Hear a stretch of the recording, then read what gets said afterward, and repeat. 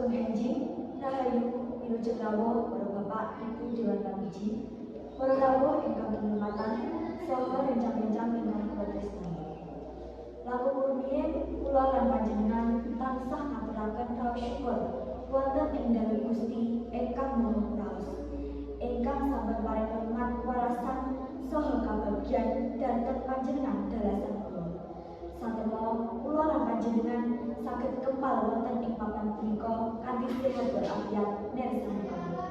Boten kesupen kula lan panjenengan tansah ngaturaken selawat sarta salam dhateng Nabi Muhammad sallallahu alaihi wasallam ingkang tansah munggah syafaatipun wonten ing alam donya minangka alam akhirat. Derek pangaken kula Aulia Lailatul Istiqomah saking SMP Islam Tariqul Huda.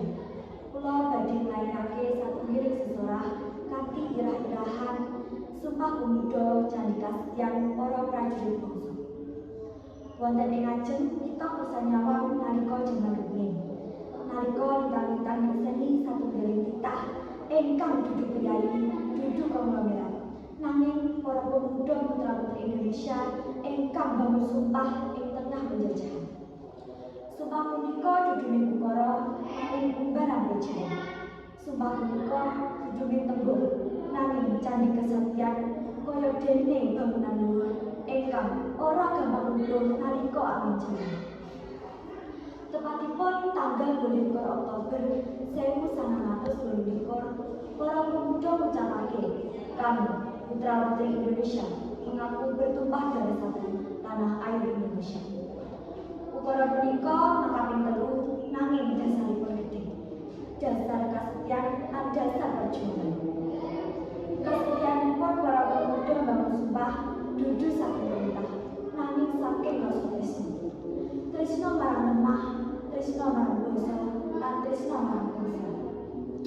Nalika para pemuda ngucap sumpah, sejatosipun lagi bangun candi jiwa.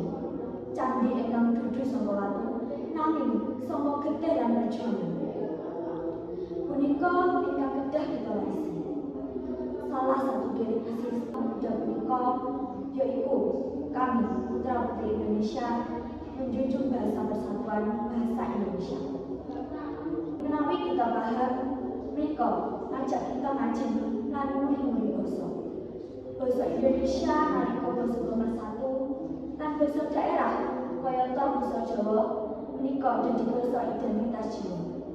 Sapa kita lali kali basane piyambak? Pemuda zaman rumiyin agem keres lan kumpul. Pemuda zaman sapunika agem HP lan internet. Menawi senjatanipun beda nanging panggilane padha, luhurane bangsa. Nanging sampun to kita nyekel HP kanggo gawe panggah bangsa? Napa kanggo munggah konten kosong? Sumpah Pemuda dudu kanggo zaman biyen, nanging kudu kita lakoni ing saben jalan. Saben klik dan internet bisa jadi sumpah, napa malah jadi dosa budaya? Mekaten kita pemuda kudu mandiri nalika duwe tugas. Muri-muri basa, ngluhurake bangsa, melu tresnane bumi Indonesia kanthi nata. Sumpah Pemuda dudu kanggo diperingati, nanging kudu dipraktekake saben dina. Miturut kawula leluhur, sapa wonge kang lali marang asale bakal ilang marang tujuane. Mulane kita kelingan sapa jenenge nanging sapa asale. Para rawuh ingkang kinurmatan, Sumpah Pemuda punika sampun dadi penerus sejarah. Nanging kita para pemuda kudu dadi penerus berhasil.